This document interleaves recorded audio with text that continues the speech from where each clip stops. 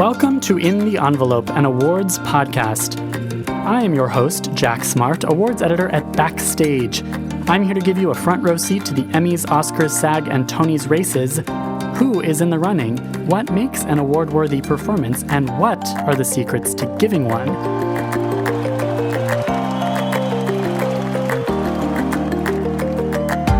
These intimate, inspirational conversations with some of today's most talented stars provide you, dear listener, the kind of craft and career advice that could win you a statue of your own, and maybe, just maybe, a tantalizing glimpse in the envelope.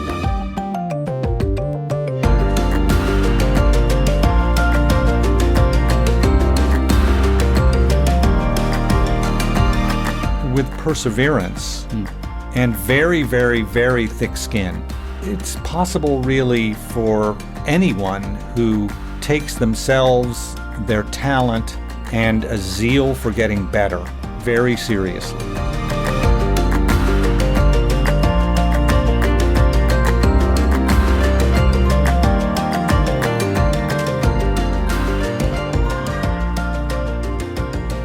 Wait, could you reintroduce yourself?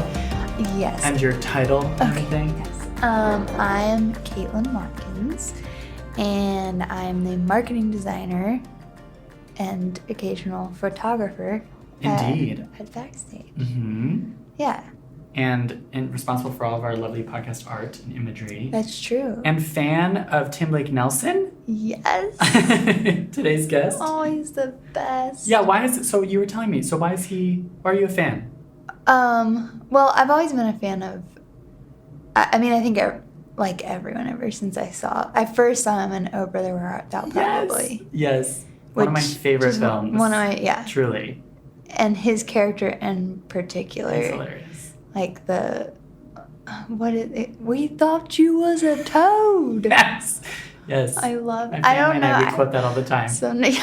Totally. There's something about because he's such a great character actor. Exactly. And there's just no one like him. Yeah, exactly. Yeah. He's sort of what comes to mind when I think of character actor. Right. Yeah. And I don't know. He's just very unique in what he brings to the films that he's in. His voice, his face, and he completely knows how to use that. Right. And he's so good at there's such a even in his character in Oh Brother Where Art Thou or Buster Scruggs. Buster Scruggs last year. Amazing. Yeah. Yeah. Yeah, and he came into Backstage. Into this conference room? Yeah. Yes. And yeah, but in those there's such a sensitivity to the characters too. There's such an earnestness. Yeah.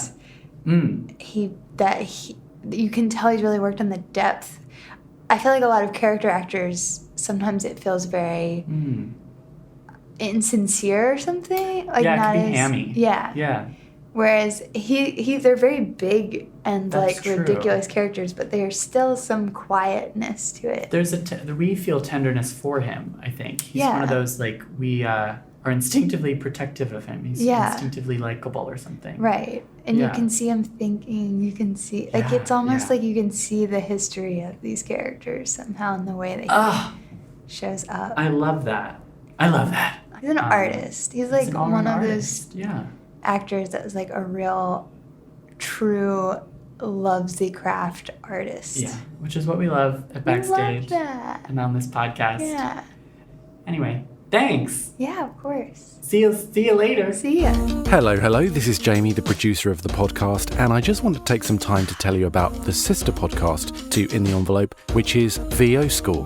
This is a podcast that I produce and host, and it is devoted entirely to voiceover. So if you're looking to get into the voiceover industry, you should check it out. That's VO School, found on iTunes, Stitcher, all the usual places, and it's hosted by me. Each episode covers a different subject, and we go through the business, the craft, the marketing, the blood, sweat and tears that is creating a voiceover career. So check us out, the VO School podcast, available now.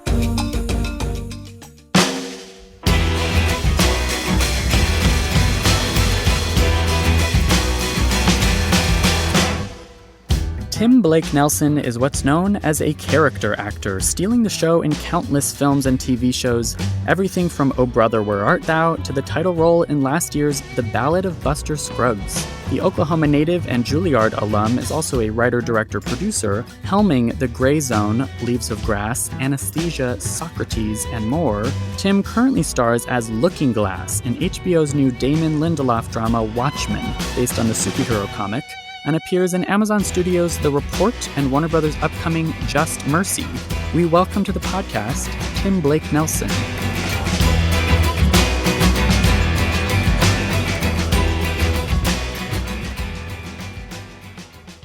Welcome. Thank you. To the podcast. Backstage loves you. We've talked to you plenty, and I know that you've got some good.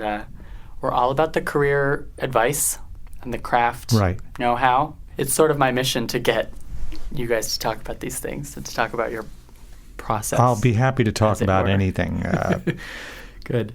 Including aspects of my personal life if they're relevant and don't cause injury to anyone. I want to ask, actually, what is your life in New York? Like you were just saying, you like living here. What is your? Do you see a lot of theater? I do, but not as much as I wish. Okay. Yeah. Actually, last night is a really good example. I was going to go with my wife to see a show at NYU where she's a professor. And we have 3 kids. One's in college, but he's home for a fall break. So all 3 boys were at home, and there were some issues with one of them, and we just had to make the call that one of us needed to stay home. Okay. And since she teaches down there, she was the one who needed to be there, and so I didn't get to go out last night. And that often happens. It takes a lot for me to get out of the house with the boys, with my children. Sure. But yeah, I see theater. I see everything at Soho Rep. Oh, cool. Which is not only my favorite theater in New York, but I'm also on the board and have been since the mid-'90s. And I go to the Public and Manhattan Theater Club and New York Theater Workshop, mainly the off-Broadway houses, not for profit. Yeah. And you just had a play at Public Theater. Yeah, I had Socrates. That's awesome. With a wonderful cast at the Public, led by Michael Stuhlbarg as Socrates. I definitely want to get into it with your writing process and all of that. Are you hoping to write more theater?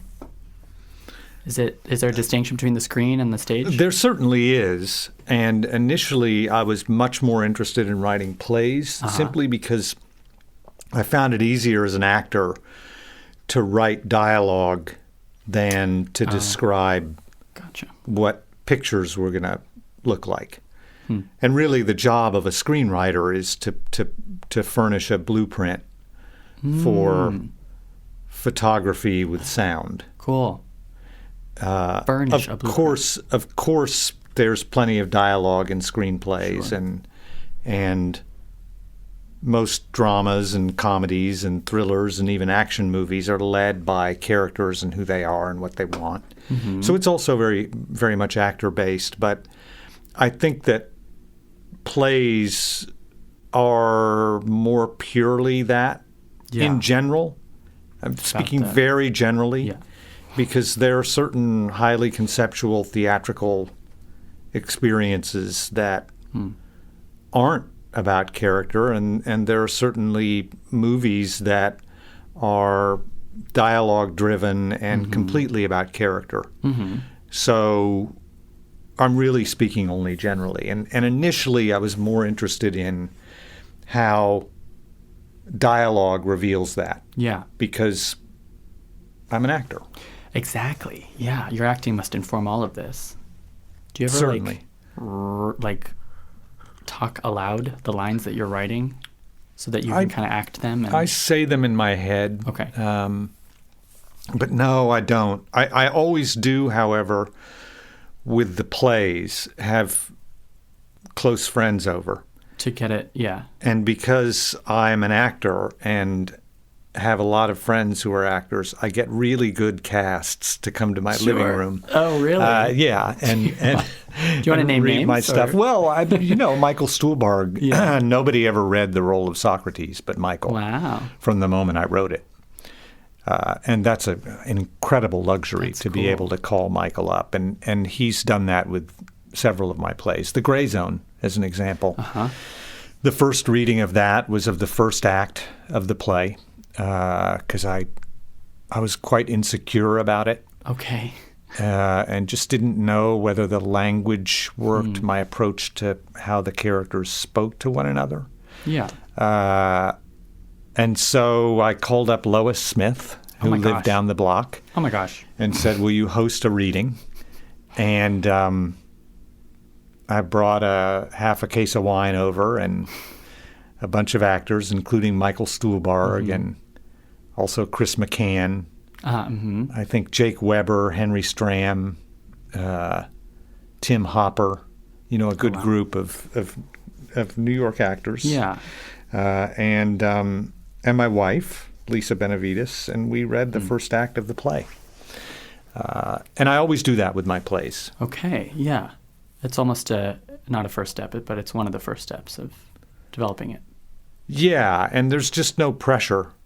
I was And going to say, though, but those are big people. Like, well, but I have, they're friends. Yeah. And I have, and we've all grown up together. Michael Stuhlbarg and my wife and I were at Juilliard together. okay. And Lois taught us at Juilliard. Oh, wow. And so we were all peers, not Lois. Lois is on that level of her own. Sure. But it's, yeah. They're the best people at that stage. Sure. In terms of responding to the work. I don't. They're unafraid in terms of being critical. And when an actor tries something on and it doesn't feel right, and you ask them, they'll let you know, and they'll let you know why. Yeah. In often very lucid and convincing ways. You all speak the same language. Yeah. Kind of. Yeah. And it's that safe space that's kind of required to take risks, but also to give and receive criticism. Yeah, which is much better than a staged reading. Sure. So what delineates the living room reading is that it's really only the participants. And then the only exception there was Lois Smith, but she's Lois Smith and she's a friend and is an incredibly wise and zealous critic, but not in a destructive way. So it's sort of the audience is removed. Completely. Which can help. Yeah. Which helps with that process before you then introduce the audience, which it's safe to say is its own scene partner, right? Yeah. That's usually how it goes.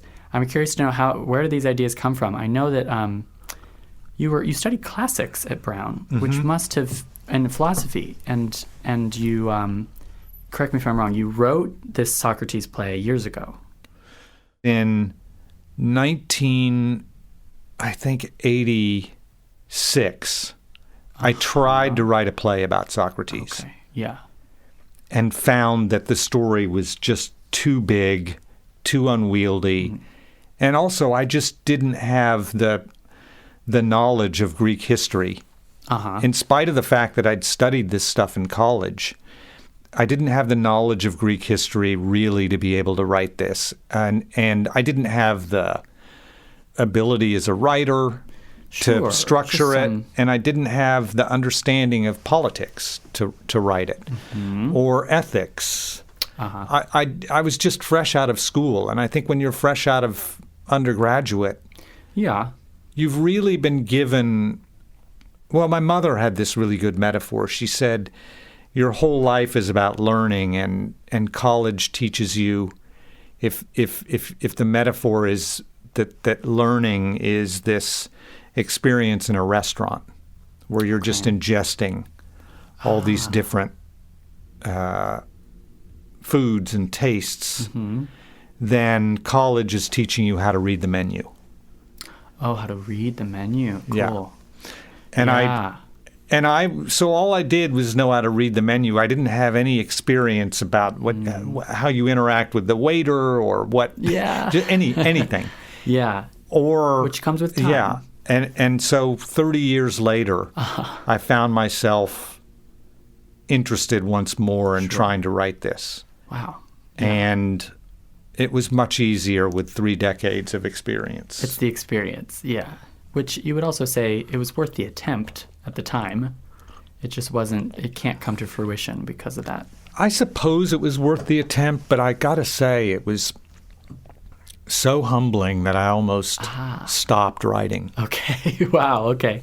And I know that you like to orient some of these podcasts around advice. Yes. And so even though you didn't ask, I would say to anybody who's listening to this, who's wanting to write and direct,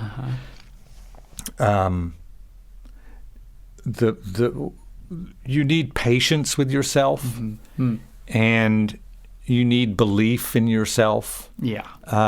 That comes with an understanding that initially it's going to be very difficult and humiliating and demeaning. Yeah. But that's the way it is for everyone starting out. Yeah.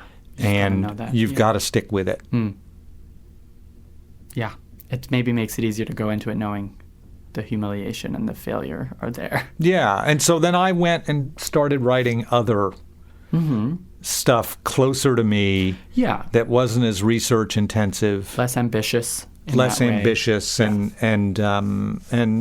that were just manifestly easier stories to tell. Gotcha. Then that's an important kind of piece of advice too in the early career stages, but don't bite off more than you can chew, because you could get really humbled to the point of quitting if you really try to take on something that's too out of your league or too big or something. Certainly. And you've also got to understand even the stuff that is within your reach that you might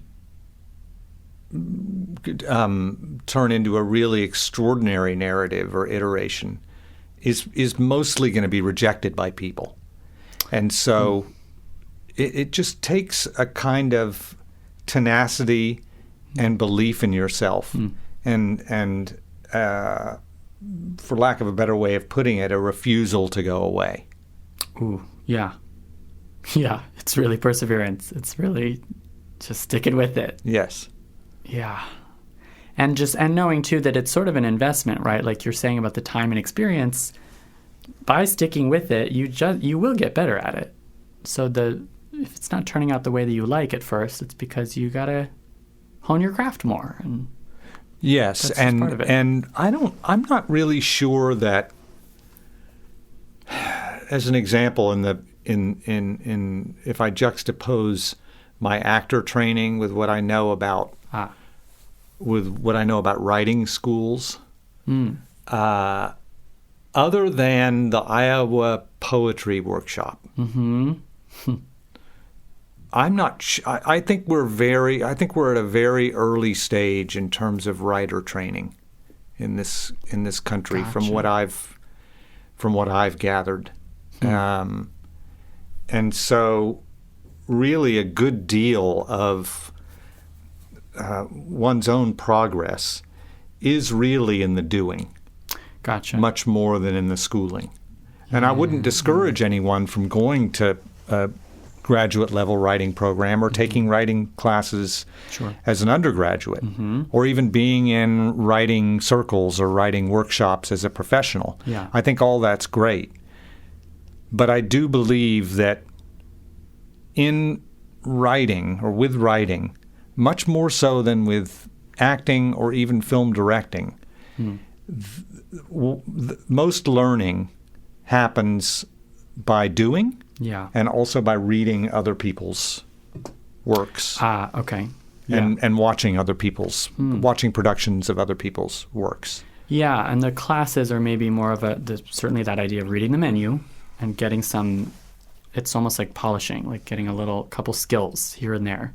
But the real journey is through like consuming the media and trying to produce the media. That's what I think. Now, I'm sure if you had one of any number of wonderful writing instructors in here, they would explain to me every way to Sunday why I'm wrong.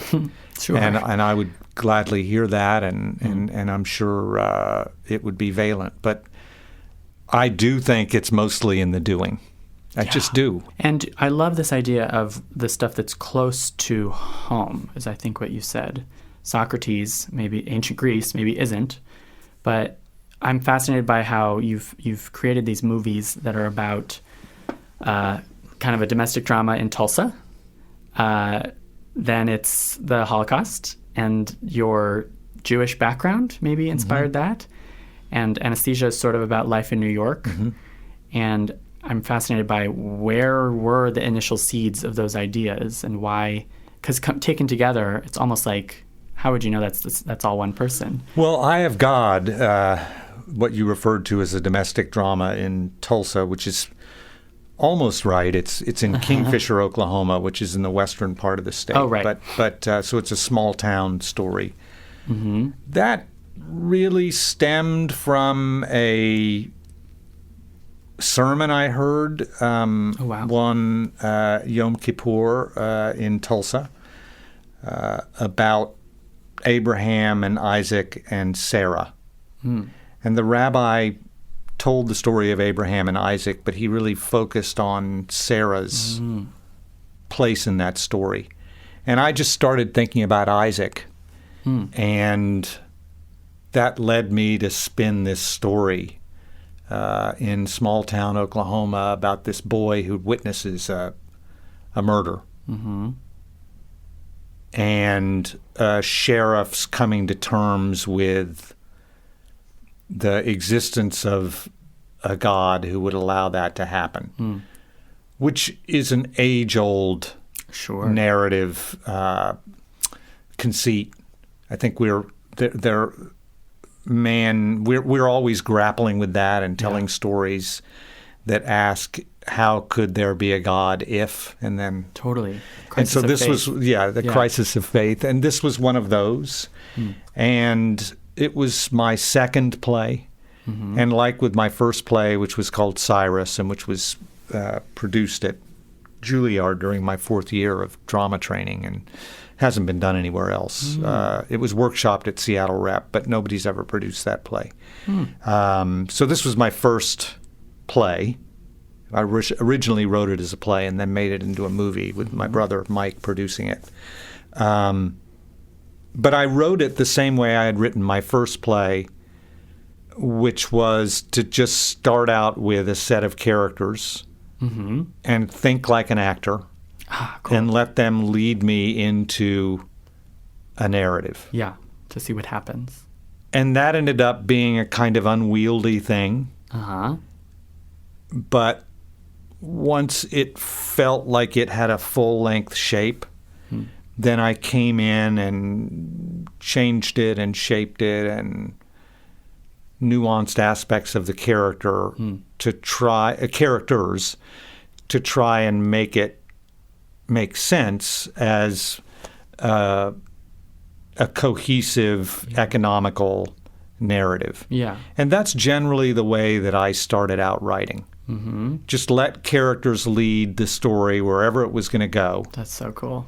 And then go back and through revision, shape it into something integral that had a beginning, a middle, and an end. A central character with a predicament and a journey. And all the basics that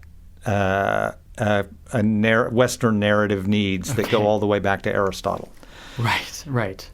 So character-based. Yeah, character-based. Yeah. I likened it to if just making a sculpture and imagining you're going to find a figure in there and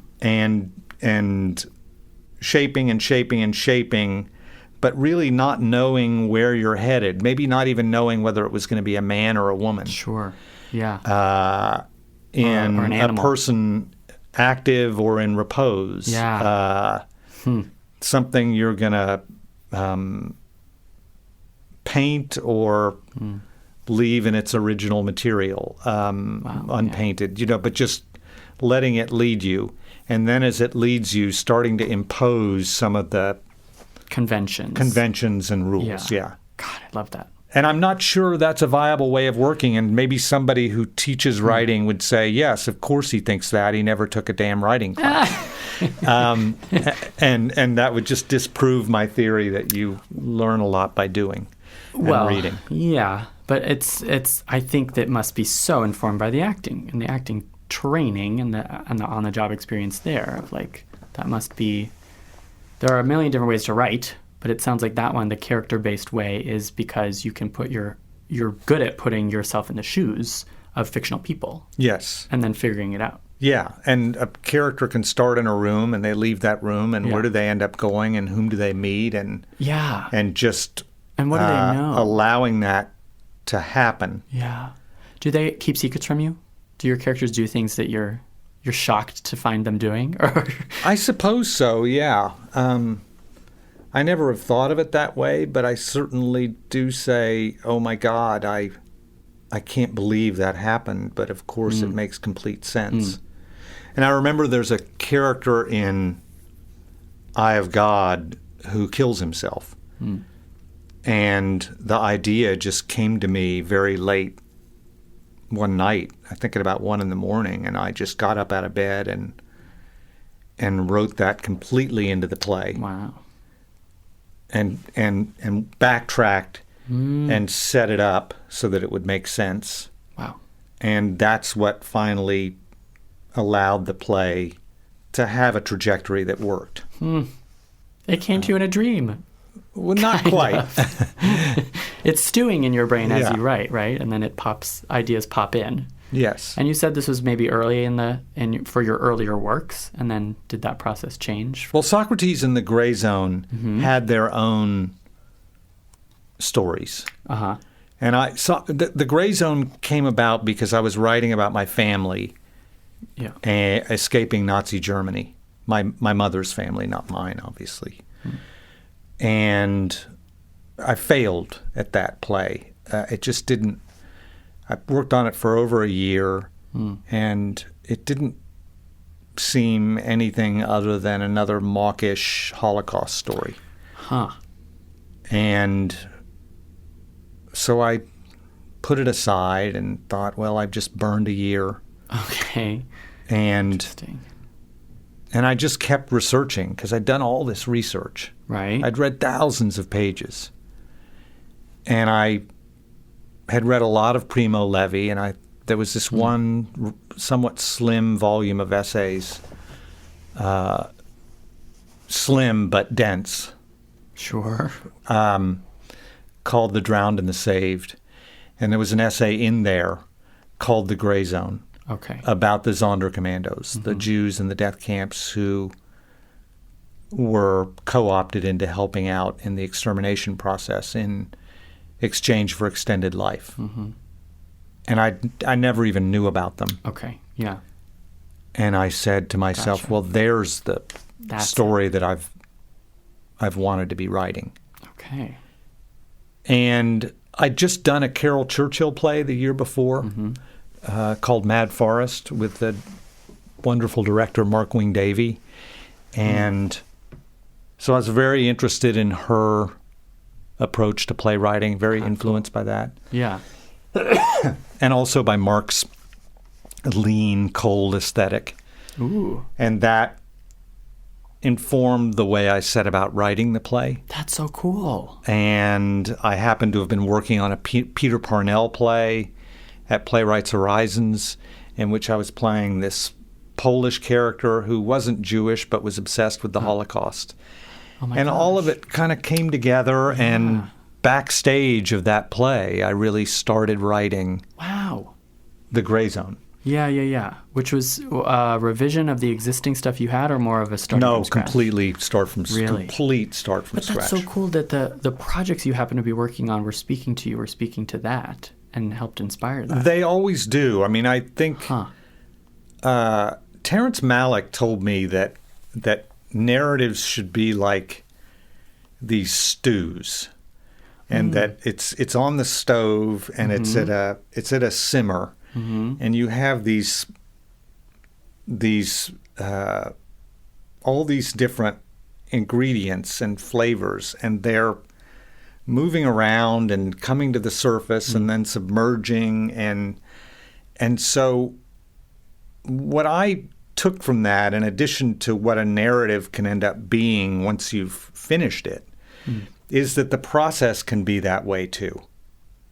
And so whatever is going on in my life when I'm writing, rather than hide from it or try to shut it out, I let it all in. Yeah, those are ingredients too. Yeah, and trust that they can inform and help. Cool. And it's key that it's simmering because time is like an important part of that process. I hadn't thought of it that way, but yes. And of course, Terrence Malick was telling me that was using that metaphor to explain why I'd been cut mostly out of his movie. And I learned that he was telling all the other actors the same thing, but I think it's still an apt metaphor. Totally. So if you go see Thin Red Line, I'm a little piece of, I'm one single ingredient that bubbles to the surface for a moment and then submerges. So you can see me there for a moment. You're definitely an ingredient, yeah. But it's also the sculpture thing of like you're cutting stuff out of the marble. Yeah. So it's the same idea. But look, I mean, I write. I don't really yet consider myself a writer. You're first and foremost an actor.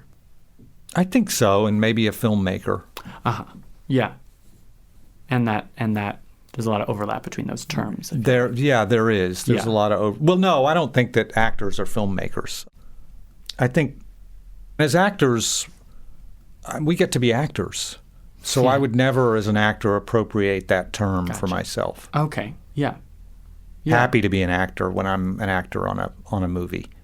Now, a couple of times I've acted in a movie and I've also written and directed it, but that's different. Well, and I love this idea of getting inspiration for the writing and directing from the acting jobs and like all of because you are mainly an actor. Is it also safe to say that you work quite consistently? Do you go through the same dry spells as every other actor? Because it doesn't seem that way. I haven't really had a significant dry spell since about 2000. Just not to sound obnoxious about it. I mean, I'm a character actor, so I have a lot of opportunities, and sometimes, sure, I'm working. But I'm playing, I've spent a lot of time as an ancillary character. Sure. Or what a friend of mine calls a hallway part. I've done a lot of hallway parts. Okay. Where you are a main character needs to walk down a hallway to get between point A and B. You're there. And you're there for the walk to give them a necessary piece of information. Sure. And then the camera continues on with them and you peel off. So I spent a good 10 years from 1990 to 2000 in those types of roles. Which you consider, is that, I'm fascinated to know what character actor means to you. Is that different from hallway actor or hallway character? Oh, sure. A character actor certainly can play hallway parts. Okay, gotcha. But, character actor, what is a character actor? Certainly, an actor like Gene Hackman is a leading man who's also a character actor. Gotcha. There's an overlap there, too. So there's certainly an overlap. Okay. I'm not a Gene Hackman. I'm a character actor who... To me, a character actor is an actor who's, particularly in movies, whose presence in a movie is more about the character they're playing than it is about their persona as an actor. Oh, okay. Okay. So I play parts, like I'm in this movie right now called Just Mercy. Yes. And I play a character in there, hopefully anyway, I am lost. You disappear. So I disappear into that character. Yes. And there's no aspect of watching the performance, or there's very little aspect of watching the performance, hopefully, that's about, that's Tim Blake Nelson. Totally. It's about, you're seeing the character. Yeah. Now, the leads in the movie are Michael B. Jordan, Jamie Foxx, and Brie Larson. Mm-hmm. And they're fantastic. Yes. And I would also argue that all three of them lose themselves in their characters. Mm-hmm. But they're leading actors in that you never, no matter how extraordinary they are, they're such high wattage stars that you always, at some level, know that you're watching these extraordinary lead actors essay these parts. Right. And it's almost part of the whole entity. And that's all power to them. I couldn't heap enough praise on all three of those people. Totally.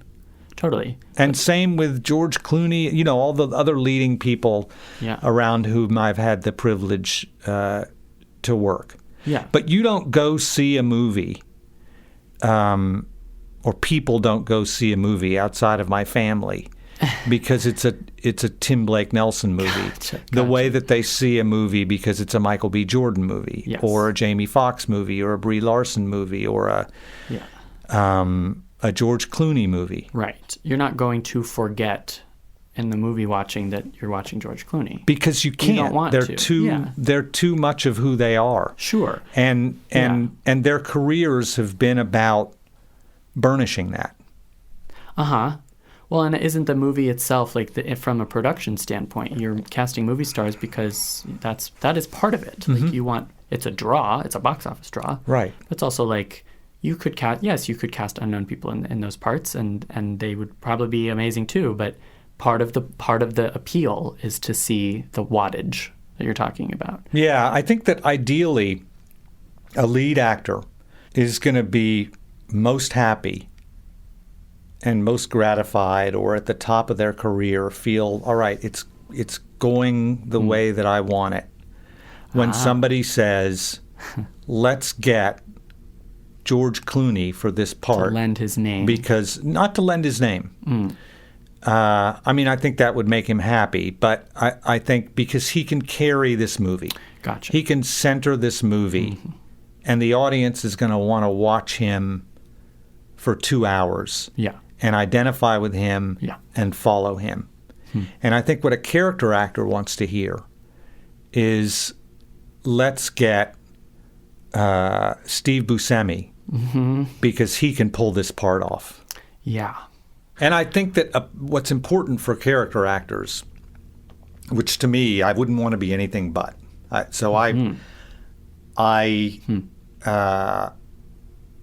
Mercutio is a character actor. Yeah. And when Olivier was asked, well, what part would you want to play in Romeo and Juliet? He said, well, Mercutio, he has all the best lines. That's often the case with character actors. Gotcha. So you have a lot of really interesting stuff to do as a character actor. Yes. Yeah. And that's why I love it. You can also do more movies as a character actor, and I love being on movie sets. Yeah, cool. So you can do 3 or 4 movies a year as a character actor. Right. Okay. So it's what I want to be. Yeah. And I think it's what's important for character actors to remember, and I'm not a stay-in-your-lane kind of guy because, my gosh, if you want to be a leading man and you're a Gene Hackman or a Jack Nicholson would be another example. Sure. And you can do both, and that's what you want, and you can make that happen, that's fantastic. Yeah. Go for it. Yeah. But I've seen a lot of character actors over the years get lost in despair over the fact that they go from set to set to set to set. Okay. And they're never 1, 2, or 3 on the call sheet, and it's not their movie. They're just playing these character roles. And that's not what they... One actor once said to me, I don't want to be standing next to the guy. I want to be the guy. And I think that can lead to not understanding how privileged it is just to be on the set at all as an actor. Sure. Oh yeah. And I've seen plenty of actors, peers of mine in mid-career, who've looked around and inexplicably said, "Wait, this is all there is?" And I want to say to them, "Are you kidding me?" Right. Are you kidding some me? perspective, yeah. It doesn't get better than this. Right, which is about defining what you want, right? Or not getting stagnant. In the movies, and in television particularly, the blandishments of it all, and the constant, never-ending reminders of status can really get the better of people. Wow. And cause people to lose perspective. Mm-hmm. When and you find people who said, look, all I want to do maybe, is when they were just starting out, if they were 25, all I want to do is play interesting parts, just one interesting part a year. Sure. On off Broadway or in a movie or in a television show. That's all I want to do, and I want to make a living.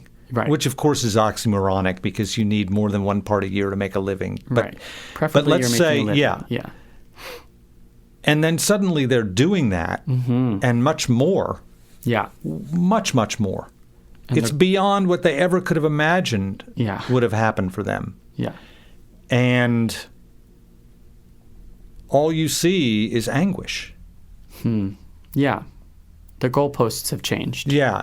And a lot of what fuels that anguish, I think, has to do with a very status-oriented process. How interesting. Yeah. In the movie business. Because you do walk onto a set as a character actor, and it's never your set.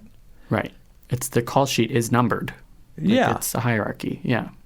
And it's important to not only to make peace with that, but understand that it's actually the best possible version for what you imagined your life could be. Yeah.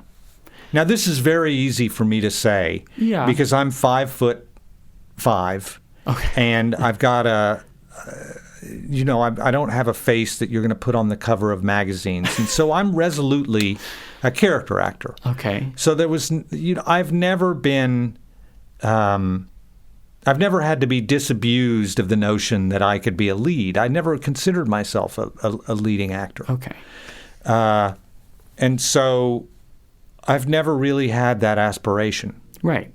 Your goals are in keeping. I'm a supporting guy. Yeah, because I think those are the best parts.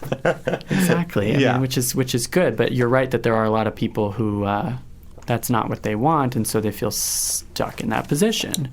Or they've decided that suddenly it's not what they want. Right. Because they've gotten distracted by aspects of the industry that really don't have much to do with playing roles. With the craft, yeah. And just maybe it's about maybe a good piece of advice is remind yourself of that being 25 and wanting only to be working and to be playing cool parts. Yes. And keeping that kind of in mind.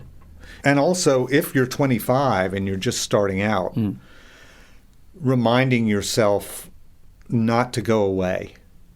What do you mean? I mean, don't quit. Oh, yeah. Persevere. Yeah. Yeah. And character actors get more work with age anyway. Ah, okay. Oh, cool. That's just sort of a fact about character actors. I think it's what I've found.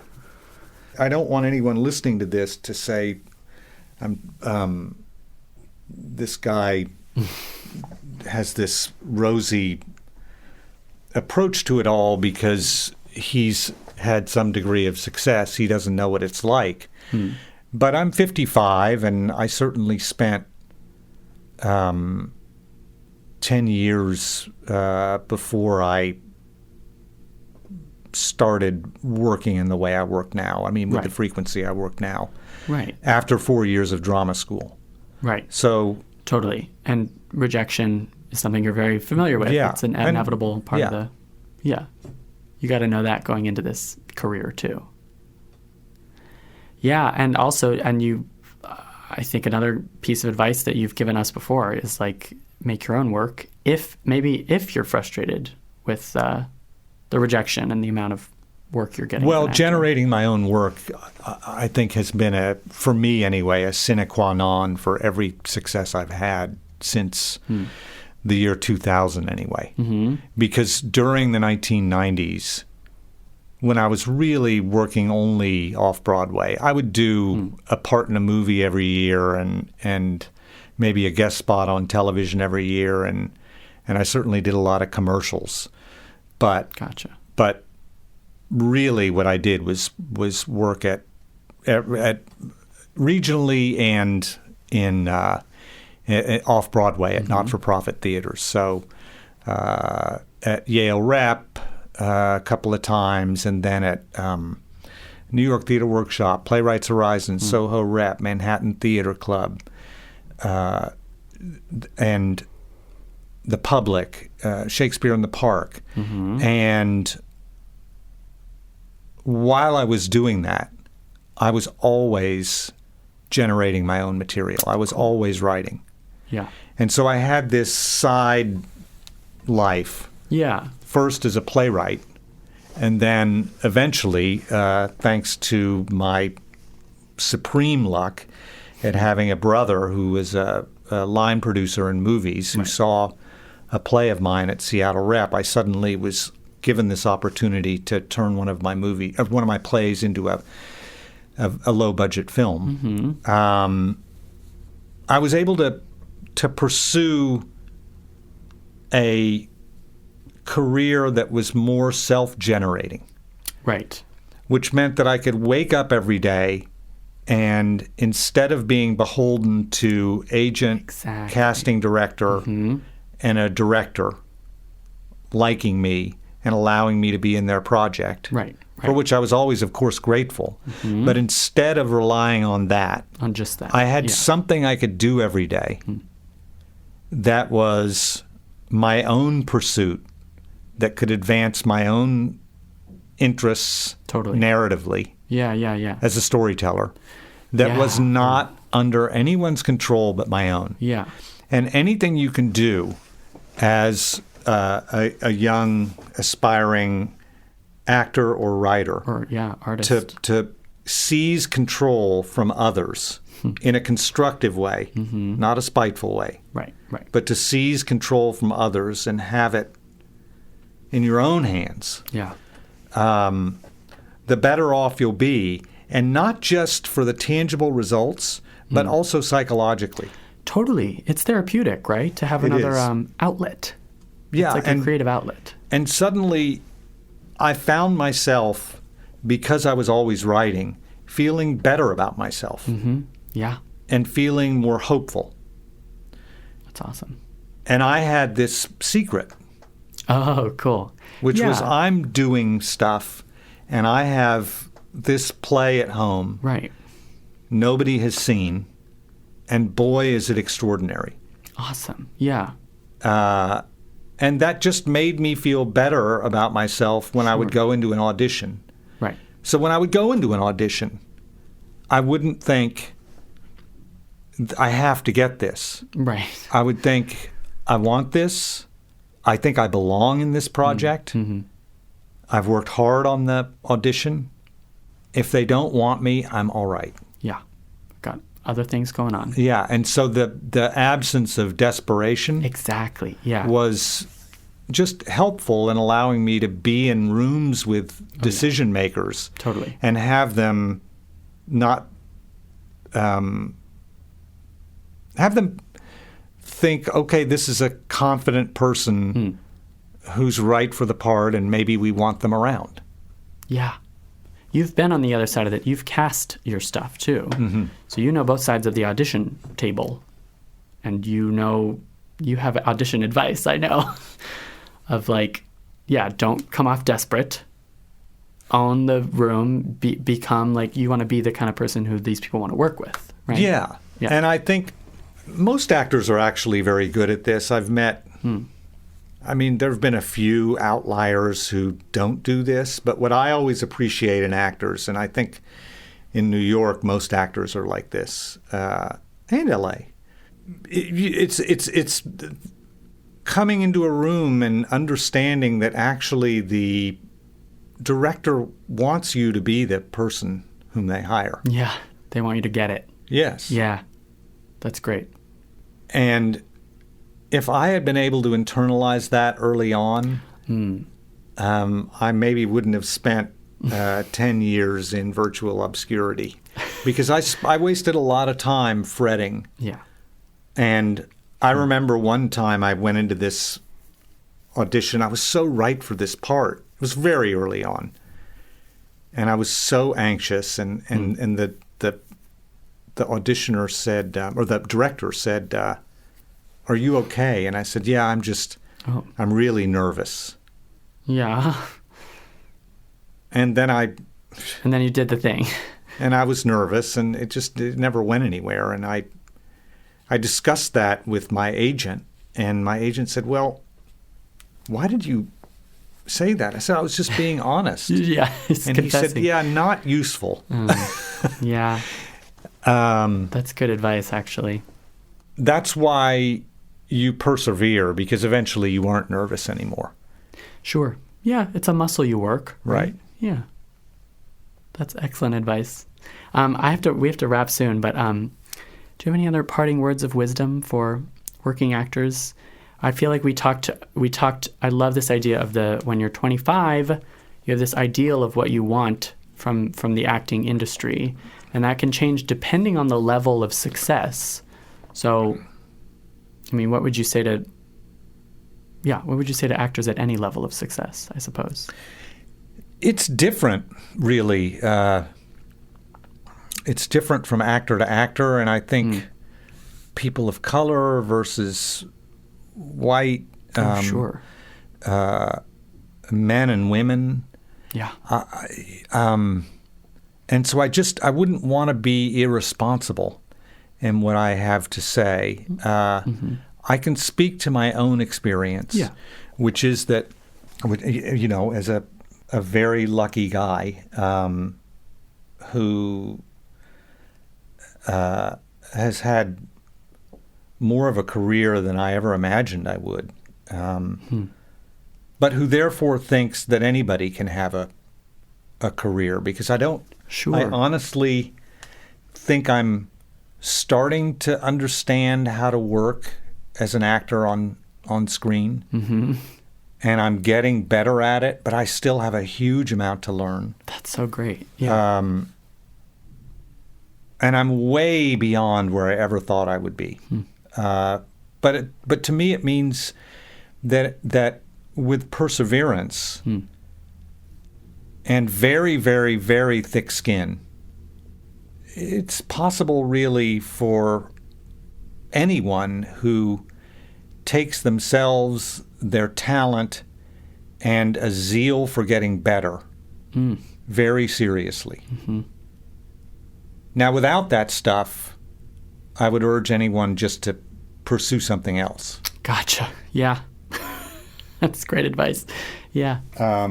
But perseverance and a very, very, very thick skin. Very thick skin, and a zeal about self-improvement, self-criticism. Totally. And a real rigor with the work, and not wasting that opportunity when it comes to you. Yeah. Those are the ingredients. Those are the ingredients in the stew. Right. That was great. Thank you, Tim, for joining us. It's been my pleasure. I'm a big fan of Backstage and have been since I graduated from drama school. Yay! Good. Back when it was only a paper rag.